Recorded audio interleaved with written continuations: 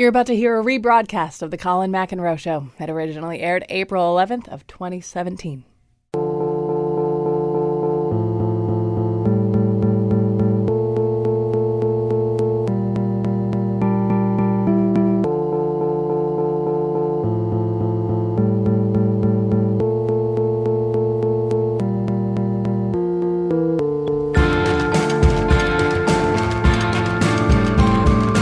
I feel like I'm at a rave or something. I feel like I should be taking some ecstasy and have a water bottle or something.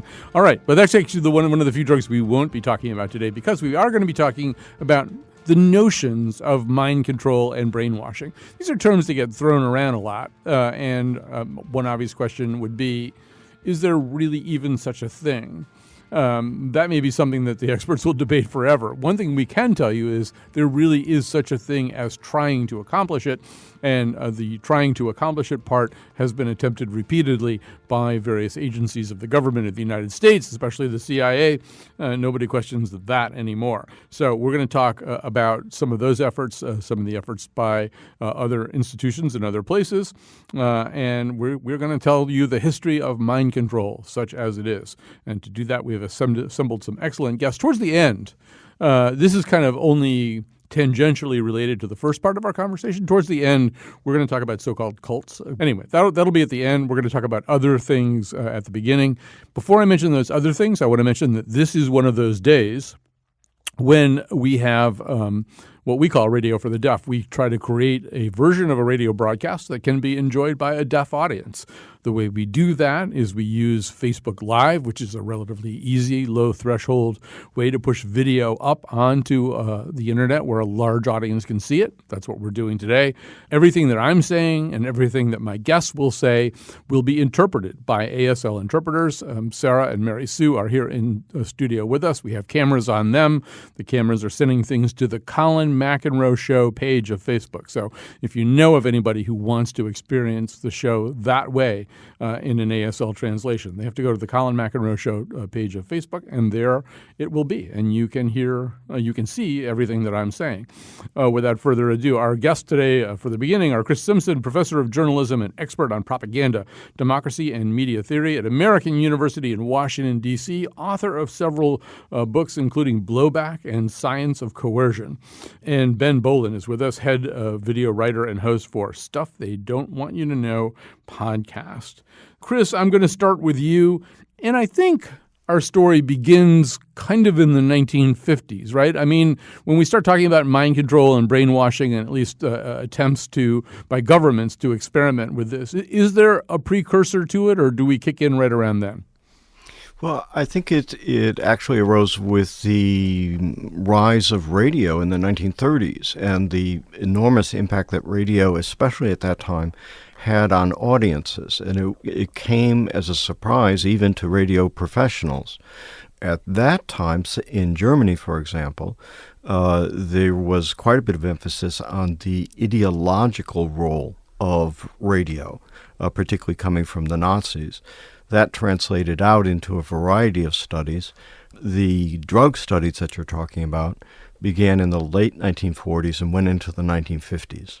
So late 1940s and into the 1950s. And one thing that's changed, and I hope I'm not being facile about this, is that we now have an enemy who's distinctive not strictly for its military might, but also for the idea that maybe its thought process is insidiously appealing, that we have a philosophy, a system of government, communism, whatever you want to call it, communism, an ideology that may be seductive. And I'm wondering if that's one of the reasons that suddenly the U.S. government gets very interested in getting inside people's heads, because they have this notion that maybe communism could get inside people's heads and they'd like to be there first. Oh, absolutely. And that was a fear of communism was a driving force, both for studies of how to interrogate people and for studies of how to influence broad audiences. The ideological part of this began earlier, actually, to some extent even during World War I. But also the Nazis were viewed as an ideological threat, and in fact were. The America First movement which the original America First movement began in the 1930s and had quite a substantial following in the United States, including some of the same political alignments that you see today.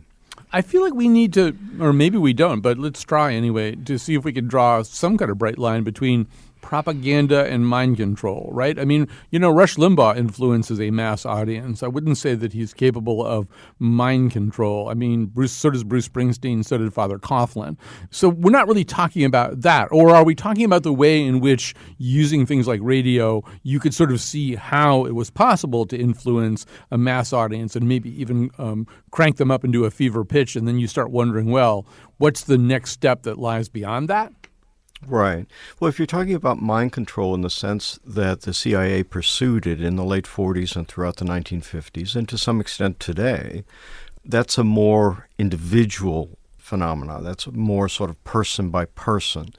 Propaganda typically is aimed at larger groups or, and this is where they overlap just a little bit, at reinforcing the preconceptions and the attitudes of individual people. So the two are not the same, but they tend to nurture one another.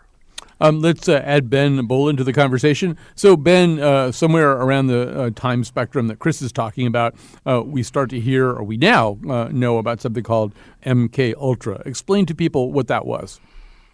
So the story of MKUltra, as Chris mentions, it has quite a bit of precedent.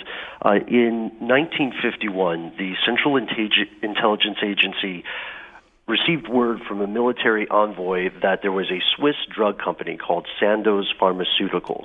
And originally, the CIA was under the impression that this drug company had 100 million doses of LSD that were just available on the market.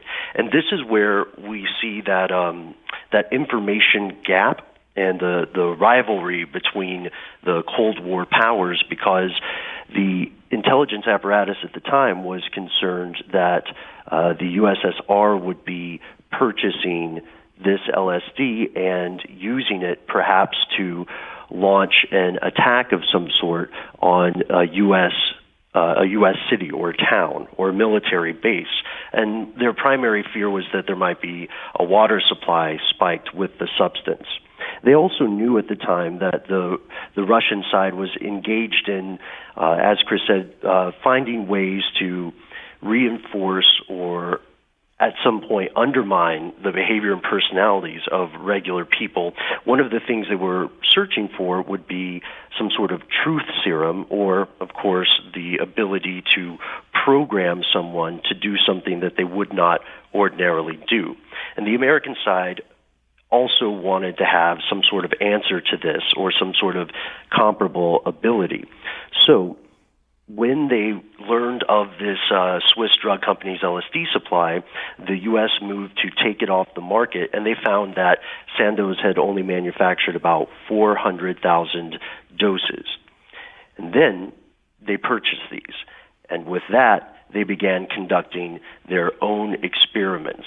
There were related projects to MKUltra, but the ultimate overall theme here is to see if someone's behavior could be influenced by the substance. Would it create a more willing interrogation subject?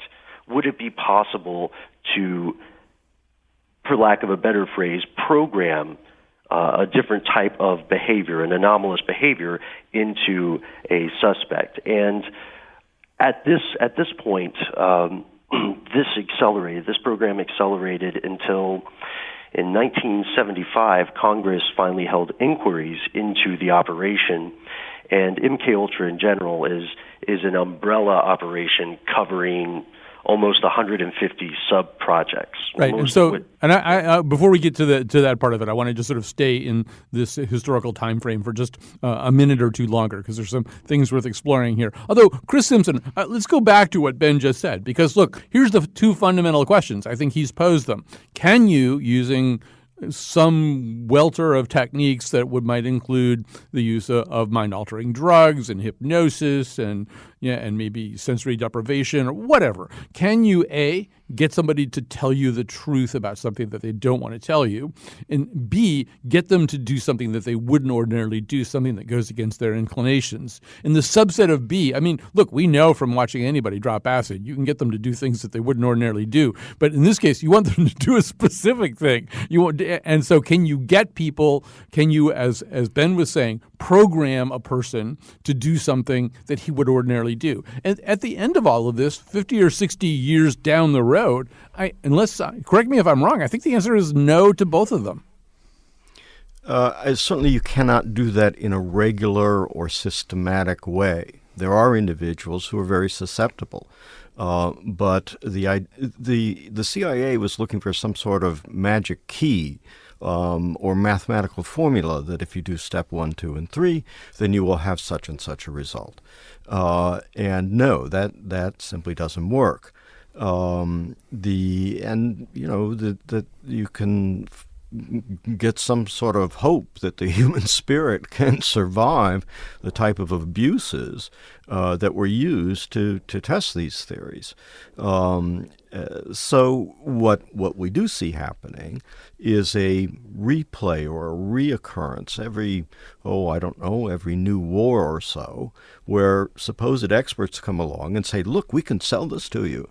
That's exactly what happened at Abu Ghraib. And to some of the same players.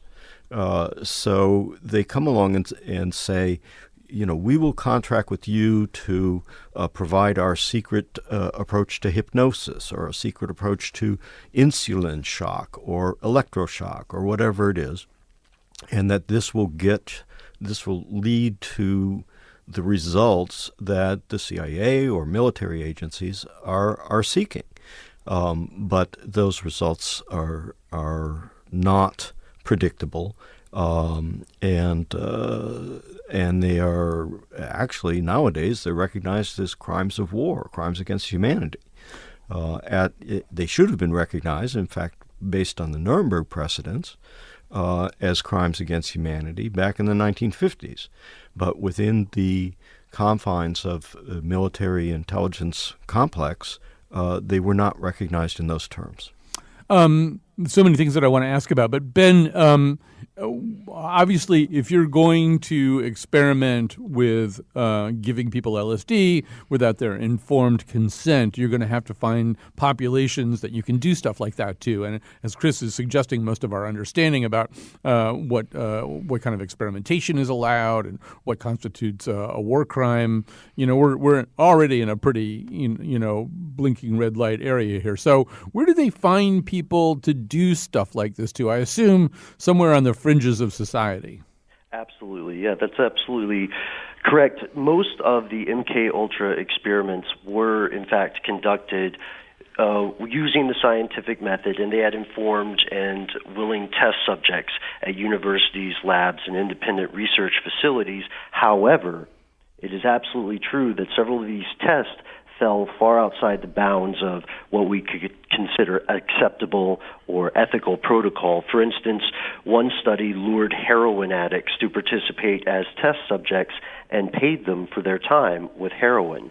And then another study monitored the effects of LSD on African American inmates in prison, and that is a clear violation of any sort of ethical guideline. And as the program continued, the experiments became even less scientific. People would be dosed without their knowledge, much less their consent. And then they would, as you said, look for members of society who were in some way disadvantaged, and for one reason or another would have less likelihood to seek legal recourse. And at times this had disastrous consequences.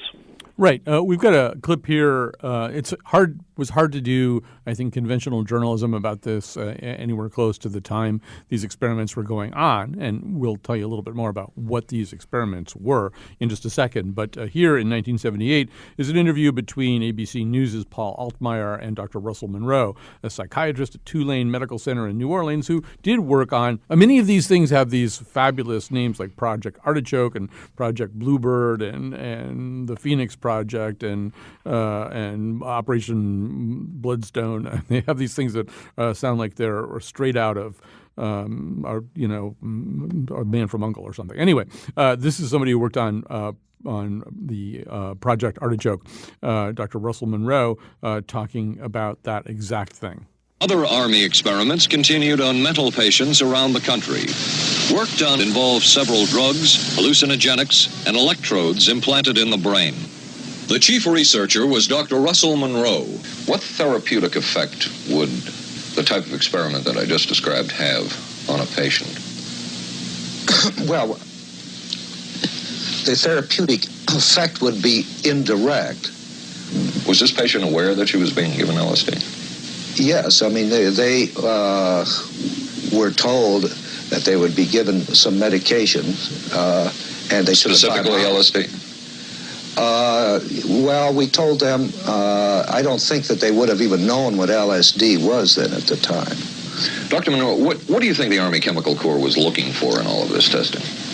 They were looking for an incapacitating agent that would not harm the person permanently, but would incapacitate them temporarily. That seemed like a humanistic way to wage a war, if war is necessary. So, Chris Simpson, yes, here we are. We're dosing people without telling them with LSD, not that they would have known what LSD was maybe at that time. But Chris, what were these experiments? I mean, what exactly were they studying or doing in these experiments? Well, first, I think one of the interesting things about that sound clip is the extent to which Dr. Monroe is self-deceiving himself. That he is misstating. He's at least to my ears, he's deliberately lying. But clearly he has bizarre conceptions about what he, as a doctor, was actually doing.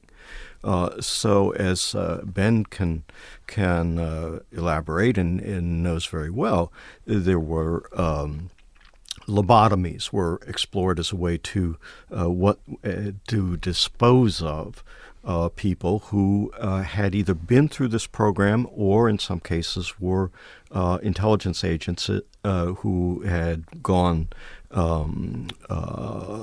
rogue. Electroshock was used.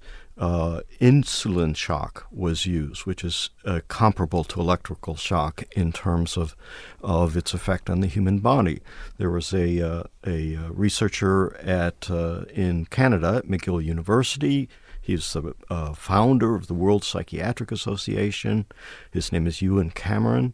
He would put people in stress positions or isolation or repeated doses of LSD for literally months at a time, and to the point that people were utterly shattered. Experiments were done on children. Experiments were done on children with disabilities. Some experiments, these are Army experiments, were done on the general public in San Francisco. There are also so-called honey trap experiments involving use of prostitutes. Actually, we should pause on that one. And so Ben, he's talking at least partly about something that was called Operation Midnight Climax. I told you these things had colorful names. It's sort of odd because some of the things that we associate with the later 1960s include, of course, the recreational use of LSD. Eventually, that world found out about it. And then we also think of sort of San Francisco and a kind of a wild free love and sex scene. But once again, these CIA experimenters, they got in there first, right? They set up brothels, essentially, in San Francisco as a way of administering LSD. Tell us about that. Yeah. So one of the prime movers in this umbrella of different operations is a fellow named Sidney Gottlieb, and he is the technical director of a lot of this stuff, working in concert with a narcotics bureau officer named George Hunter White. in the specific circumstance of Operation Midnight Climax, they did exactly what you're saying, Colin. The CIA set up safe houses that it established as de facto brothels, and they would pay sex workers to lure clients back to these areas, and then the clients were plied with all sorts of substances, but one of the substances was indeed LSD. And the entire time this was happening, there would be agents and researchers behind one-way glass watching whatever change in behavior occurred. And then, of course, they would develop means of using this as blackmail later, how to surveil and how to record the activities. And then with the hope, again, being to Chris's point, the hope being that they would somehow find a reproducible method of altering behavior in a predictable way. But ultimately what happened is they just broke a smorgasbord of laws and did not ever find that scalable option. This continued, by the way. The Midnight Climax safe houses continued into the 60s, and the ones in San Francisco closed in the mid-60s, in 1965, and they still had some. They had one more in New York for one more year. But it went on for a significant amount of time.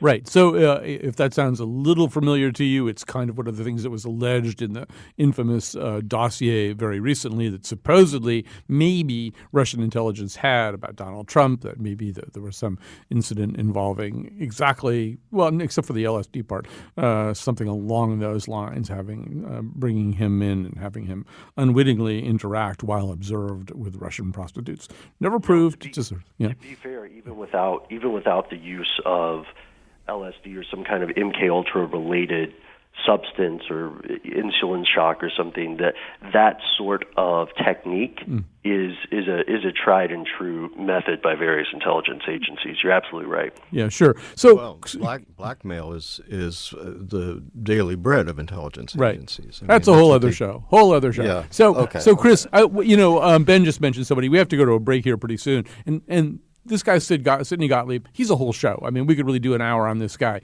He is absolutely the embodiment of everything that we're talking about, and also the embodiment of the way in which Cold War intelligence got just very baroque and elaborate and zany almost, but in a very dark way. So, I mean, we have this guy, and he's just characterologically fascinating guy, born with a club foot, but obsessed with folk dancing, allegedly so obsessed with folk dancing that on some of his CIA field assignments, he would sneak away so he could check out the local folk dancing scene. But meanwhile, he's involved in all these kinds of experiments, these mind control and brainwashing experiments that we're talking about right now, plus this whole range of wildly colorful and almost kind of ridiculous-sounding assassination plots against Castro, Lumumba, I think somebody in Iran, too, working very much with Richard Bissell, the spy master who grew up in the then-private Mark Twain house about, 6 blocks from where I'm sitting right now.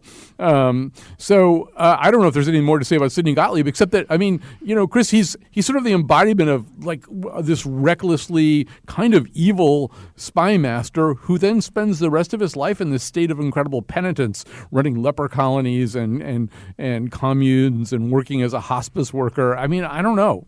Has anybody done the definitive biography yet, I guess is my question. There's been a fair amount of publishing about him. I don't know if there's a definitive biography. I do think it is the case that there are a number of characters who are capable of committing obvious and atrocious and brutal crimes, who then also change in one way or another in their lives, and it goes both ways. Frankly, I mean, there's people who were very idealistic as young people who became quite brutal as older people. So these are individuals are unpredictable, and that is, if there is any saving grace type lesson to be learned from this, is that the capacity of people to change outwitted or was stronger than all of the drugs and electroshock and everything else that got thrown at them. All right, we're going to grab a quick break right now. We're going to come back with more about mind control and brainwashing after this. Make the target go away. Induced hypnosis, controlled psychosis, strings pulled by the CIA. I'm unwilling to be killing. You're listening to a rebroadcast of the Colin McEnroe Show. It originally aired April 11th, 2017. All right, I'm back. I still don't have Kyone Wolf around to do thank yous, and we usually do the thank yous in the second break of the show. But I have so many thank yous to do, and I don't think I have any notes for them. So I'm going to do some of them now, and then I'm going to figure out who I didn't thank, and I'll thank those people later. So special thanks. Once again, as you know, some of you know, we're doing the show also as something that can be enjoyed by a deaf audience. So we do it, we call it Radio for the Deaf. We do it at Facebook Live on the Colin McEnroe Show page. That's happening right now. We have these wonderful interpreters in here, Sarah and Mary Sue, who are interpreting respectively for the guests and for me. So that's all available in ASL, American Sign Language, on Facebook Live. That takes a lot of people to do that. Special thanks to Josh Nalea, who kind of makes all of that happen and is also producing this show, assisted by Jonathan McNichol and Betsy Kaplan. Also, Heather Brandon and Tucker Ives from our digital department heavily involved in this. So is Joe Koss, and lots of other people too. And I will be informed prior to the next break who else I need to thank, and I will thank all those people then. There's a lot of people to thank, though. We also want to thank these great guests that we have here to talk about this topic. Chris Simpson, professor of journalism and an expert on propaganda, democracy, and media theory at American University in Washington, D.C., author of several books, including Blowback and Science of Coercion. Ben Bolin, head video writer and host for Stuff They Don't Want You to Know podcast. So in case any of you are sitting there thinking, well, this all sounds like some kind of George Noory thing or something, like maybe it didn't really happen. Not the things that George Noory talks about didn't really happen, because we already did that show. But well, let's just listen to President Bill Clinton talk about this during what it was 1995. Yes, 1995, October 3rd. This is Bill Clinton. Thousands of government-sponsored experiments did take place at hospitals, universities, and military bases around our nation. Some were unethical, not only by today's standards, but by the standards of the time in which they were conducted. The United States of America offers a sincere apology to those of our citizens who were subjected to these experiments. That's why this morning I signed an executive order instructing every arm and agency of our government that conducts or regulates research involving human beings to review immediately their procedures. All right, so he's mainly talking about radiation experiments, but it also included under this umbrella are some of the things that we're talking about here, pretty well established. So Ben Bolin, if somebody had asked me prior to getting ready for the show and all the research that Josh Nalea did, what I knew about this, it would be pretty limited, but I probably would be able to summon up the notion that somebody to whom LSD had been administered by the government wound up jumping out a window, so and killing him to his death. And so it turns out I'm not completely wrong about that, right? Tell us a little bit about the story of Frank Olson. Yeah, you're absolutely right, Colin. So Dr. Frank Olson is one of the more tragic individual stories from MKULTRA. He was not in on the inner circle of the people operating these programs. He was described as a perfectly normal Army scientist, and he accepted a spiked drink from an operative at a joint Army agency conference and very quickly developed what would be characterized as a bad trip, so very loud, very animated, experiencing acute paranoia. But this lasted long after the effects of the LSD should have worn off, and he missed the Thanksgiving dinner with his family. This was 1953. And on November 7th of 1953, November 27th, excuse me, he apparently committed suicide. He fell from a 10th-story window in a New York hotel. This was described at the time by contemporary sources as suicide, as depression, paranoia, mental instability. However, in the 1990s, evidence emerged that he may have been struck over the head with a blunt object before defenestrating. Right. His family had him exhumed, I think, right? Yeah. His son was conducting more research and trying to really clear this up, because even at the time, given the circumstances, the story had several holes, had several questionable assumptions in there. But yeah, he was given this drug. He was given a spike drink by his colleagues, right? And as a result, there's no way around it. It was related to his death. So, Chris, how much of this stuff really is kind of undisputed matter of record stuff? In other words, to what degree does the United States government, the CIA, the Department of Defense, anybody else who might have been involved in this say, that's mostly an exaggeration. That's like stuff that people on the Alex Jones show say. And to what degree is it, that stuff happened? It's a complicated question. It's because first of all, the government doesn't have a single line or a single story that it tells. What happens is that bits of evidence come out either through a congressional hearing, sometimes through Freedom of Information Act, and also there was the instance of the radiation experiments that President Clinton was talking about, and so on. Meanwhile, there are also parts of the American government that produce disinformation about this, downplay it, try to what's called naturalize it as old news, and to some extent, the media, some media, cooperate in this.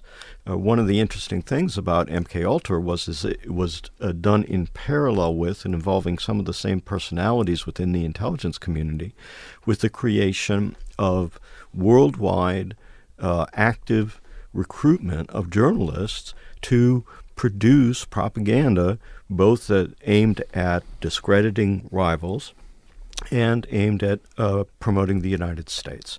Those practices continue. So what we see here, I would say, is President Clinton talked about individuals and apologizing to them, but that is only part of the story. What we saw throughout this period is a culture of exploiting the most vulnerable people in society to advance the perceived bureaucratic priorities of the intelligence community or the military community, or to advance the perceived national security interests of the United States in an international situation. I personally see this as much more of a cultural problem than a group of unfortunate individuals who happen to be damaged by out of control or romantic intelligence agents. I think that this is deeper in our culture than just a crazy thing that the CIA happened to do at a certain time. Well, when you see deeper in our culture, I don't know. It seems to me that we're still kind of notoriously disobedient people. In fact, we just found out the other day if United Airlines asks you to get out of your seat, maybe you don't get out of your seat. You don't buy Pepsi just because Kendall Jenner handed a can to a cop. Sure. And you don't vote the way that Nate Silver thinks you're going to vote necessarily. Even Nate Silver can't quantify human behavior at this point. So, I mean, maybe it's permeated our culture in certain ways, Chris, but I don't feel like we're living in Sidney Gottlieb's world. Well, we're not living in Sidney Gottlieb's head, which was its own world. But I think we are living in Sidney Gottlieb's world in the sense that he had a set of ideas, ideology, preconceptions, habits about how to look at the world. And at that particular time, the Russians were the main threat, Chinese number 2 threat, and so on. We see the same type of mentality reoccurring at the time the United States invaded Iraq. We see the same type of mentality, at least in my personal view, in the anti-Muslim rules that the present administration is trying to implement. And more fundamental than just those rules is that particular candidate ran on those promises, ran on those types of slanders, ran on that type of disinformation, and may well have been elected in part on exactly that sort of vision of the world. We're going to have to stop there just so we can take a break, but we've had wonderful guests for this segment. Thanks so much to Ben Bolin, who is a writer and host for Stuff They Don't Want You to Know, a podcast. And Steve, coming up, and also we're going to add Steve Hassan to our conversation. And also we've been talking to, and I think we'll continue to talk to, Chris Simpson, professor of journalism at American University in Washington, D.C. We'll take a break. We'll come back after this. Brainwashing us in Bonn, brainwashing us in Washington, Westminster, in London. Brainwash my great uncle, brainwash my cousin Bob. They even got my grandma when she was working for the mob. Brainwash you while you're sleeping, while in your traffic jam. Brainwash you while you're weeping. You're listening to a rebroadcast of the Colin McEnroe Show. It originally aired April 11th, 2017. Oh, there's so many important, newsworthy events in today's world. But what's making headlines? Donald and Ivana Trump, greedy pigs. I mean, what's the big deal? The Trumps are just two normal people with normal problems. Therapy. Donald's a confused man who should evoke our sympathy and understanding, cheating bastard. And Ivana, a very sweet and unfortunately heartbroken woman, had it coming to her, who was misled into signing an obviously unfair prenuptial agreement, sucker. And caught up in all of this in the middle is a sweet, innocent country girl named Marla Maples, homewrecker, who never had a chance. All right, that's Kevin Nealon on Saturday Night Live, way in the past as Mr. Subliminal, one of the many agents of mind control that we've seen in this country. We're talking about mind control, brainwashing, that whole notion that you can maybe program somebody to do something they wouldn't do. I said I would do more thank yous. I certainly want to thank from Source Interpreting, Patricia Clark. Pat Clark's here with us today, as she is every time we do this. Sam Hockaday, and of course, Source Interpreting in general, and of course, American School for the Deaf. Thanks very much for all of their help. Katie Tularski, who's our executive producer here, is also one of the people who makes something like this possible. And when I say something like this, I mean our ability to do what we call Radio for the Deaf, where we provide an ASL version of our show on Facebook Live on the Colin McEnroe Show Facebook page. That's where you go if you want to see Sarah and Mary Sue, our wonderful interpreters who are here today. All right, so we're going to move on a little bit here. Chris, I'm going to ask you to kind of provide a little bridge from what we've been talking about, some of these experiments and efforts at mind control, at the ability to control other human beings that lived under the umbrella of MKULTRA and other government programs. So one of the things that we hear now, in fact, it was said, I think, on the series Homeland on Sunday night, is, well, if you really want to, quote unquote, break somebody, if you really want to get somebody to do something that he or she was not predisposed to do, for example, join the other side. Somebody who's been on one side to join the other side. In general, what you do probably is you exploit vulnerabilities, weaknesses, desires that they have. You kind of win them over through a subtle set of manipulations. Is that kind of where a lot of this wound up? A lot of the stuff that we were talking about before, after all the lobotomies and implants and drug therapies, is that where it kind of landed? That's a good question. I'd have to think about it a little bit, to tell you the truth. I think that part of the driver of the programs had to do with that type of conversion or increasing the capacity of a programmer, so to speak, to split a person's personality and make them do this thing or that thing.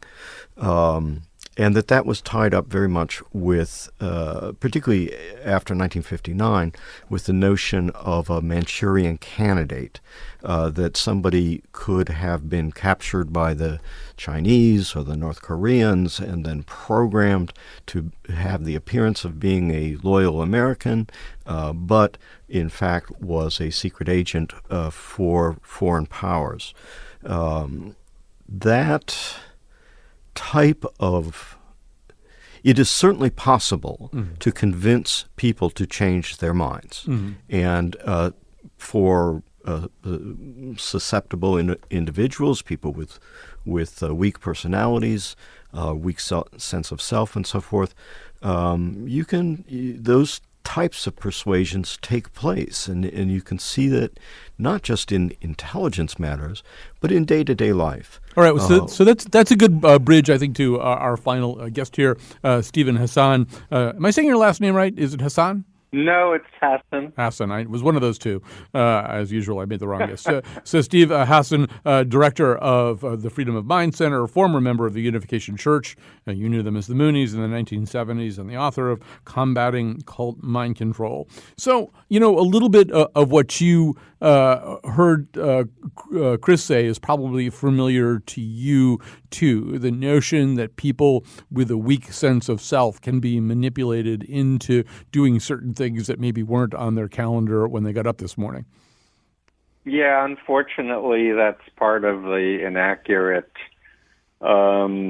window that people basically use as a result of not understanding social psychology, and it falls under what's known as the fundamental attribution error of social psychology, where you over-attribute variables to the person and you under-attribute the social, environmental, contextual variables of influence. So I don't mind. I've been called a weak-minded person we weren't for saying 40 that, Steve. plus years, but I wasn't. And I was an extra honors student and in a very stable middle-class family from Queens. My girlfriend did dump me, and I was approached by 3 women flirting with me, so I was situationally vulnerable. There you go. And situational vulnerabilities are part of the human experience. So death of a loved one, illness, graduation, losing a job, moving to a new city, state, or country makes us situationally vulnerable. The biggest single vulnerability is lack of understanding of the techniques of mind controllers.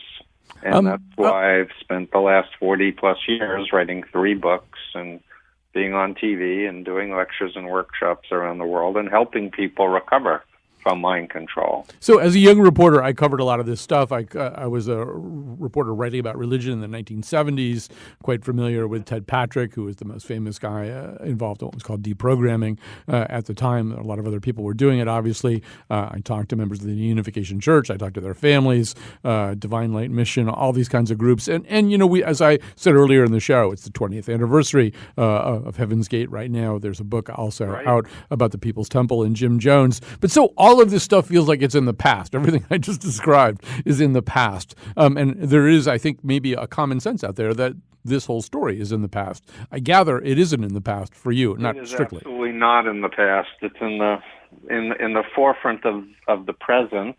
I can tell you that I was deprogrammed after a near-fatal van crash, which is how my family found me. So I had a 5-day deprogramming, and I went on to do deprogramming for about a year before I went back to college to study psychology and eventually get my license as a mental health counselor. But what's happened is big cults like the Moonies and Scientology, etc., have used a lot of their clout, lobbying, PIs, etc., to harass the media to not cover the stories involving their nefarious activities, criminal behavior, and intimidating people. So the public is not getting the straight story on what's the facts about what these groups are doing to people, deceptively recruiting. Multi-level marketing groups are an outstanding example of how criminal activity is being covered over as like a capitalist, you can be an independent contractor, whether it's Trump University or it's Herbalife or Amway or any number of these other organizations. But if you break it down to study how people are deceptively influenced, and lack of informed consent is a huge piece of mind control, that people are being influenced into a set of incrementalized behaviors, which ultimately, in the extreme form, results in a new identity. All right, so I want to just I don't want to run out of time. Sure. First of all, thank God you didn't say Tupperware. I was really worried for a second, but also, a couple of quick questions here. One of them is, let's take the Unification Church. It's the church you know the best, I would assume. Is everybody in there a brainwashed drone, or I don't know. I met people from the Unification Church. They seem pretty normal. They seem pretty volitional. This was their faith. They're maybe observing a faith that exists on the fringes of mainstream worship, but they didn't seem like zombies to me. Yeah, I think it's an error to think that people in mind control cults act like some kind of zombies, where their eyes don't blink, etc. By the way, the Moon organization has hundreds of friend groups. If I had been approached by someone saying, "Hi, I'm in the Unification Church," I would have said, "I'm Jewish. No, thank you." You were probably approached by CARP, right? Yeah, I was recruited actually by a group. They use One World Crusade. Later, I was told to start a CARP at Queens College, Collegiate Association for the Researcher Principles. But it's all based on not understanding what the real behaviors are, that Moon was the Messiah, that Korea was the fatherland, that Armageddon was about to happen, all the real beliefs that were installed in me with 3 to 4 hours of sleep and isolated in long indoctrination sessions. Let me ask you one. Okay, go ahead. I just want to say that if you ask someone in a mind control cult, can you think for yourself or are you brainwashed? They'll laugh and say, of course not. But if you ask them, you've been in it for 10 years, tell me 3 things you disagree with, or tell me one thing that you don't like in the leader. Then you'll watch them struggle, because they're not allowed to think negative thoughts, and they're certainly not allowed to say negative things about the group. Right. This is something that Robert J. Lifton, who was kind of the guy who tried to define what a cult is, I think he called it ideological totalism, something like that. You really, So Robert Lifton's book, he was an Air Force psychiatrist studying Chinese communist brainwashing in the 50s, wrote the seminal book, Thought Reform and the Psychology of Totalism, which was used in my deprogramming. I later met with him, and he became my mentor. He later went on to write a book called Destroying the World to Save It, and I actually have several interviews that I did with Dr. Lifton on my website for people who would like to know more about it. There is a science of how the mind works and how to influence beliefs and how to market to people. And a critical piece is hypnosis. Another critical piece is just understanding how to get inside people's heads, find out what is going to mobilize them or motivate them. It could be them wanting to make themselves better. It may be that they want to make the world better. It could be that they're spiritually inclined. A lot of people make the mistake of thinking of cults just as religious groups, but they can be political cults or therapy cults or business cults. People don't think about pimps as mind controllers, but they are. All right, Steve Hassan, I'm going to have to stop you there just because we're out of time, and also because I want a Pepsi. I feel like I got to have one right now. All right, so thank you so much, Steve Hassan, for joining us today. Chris Simpson, Ben Bolin, all of our fine guests here. Thanks once again to Josh Nalea for producing this show. Thanks to my wonderful interpreters, Sarah and Mary Sue. Actually, Mary Sue is my interpreter. Sarah is everybody else's interpreter. We'll be back tomorrow. Mind control, corruption of your thoughts, destruction of